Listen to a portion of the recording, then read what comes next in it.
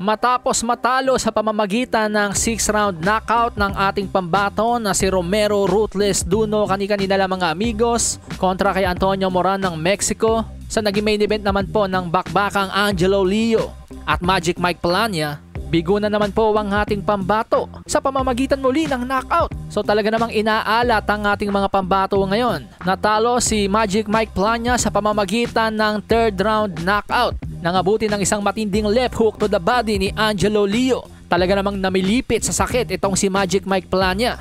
Ayan po, panoorin nyo mga amigos. Pero nahaluan po ng kontrobersiya ang laban mga amigos nang ideklara po ng referee na isang low blow ang isang napakalinis na body shot ni Angelo Leo kontra kay Mike Plania.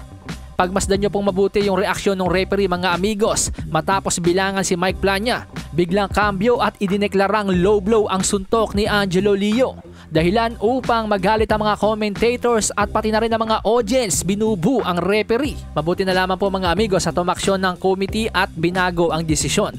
Dineklarang legal blow ang body shot ni Angelo Leo. So medyo nakakainis lang din po mga amigos itong referee na ito dahil muntik-muntikan po talagang marab itong si Angelo Leo ng isang napakagandang panalo. Dahil kung hindi po nabago ng komite yung desisyon, posible pong maging no contest yung laban. Dahil hindi po pwedeng kunin yung scorecard dahil hindi naman po umabot ng round 4 yung laban.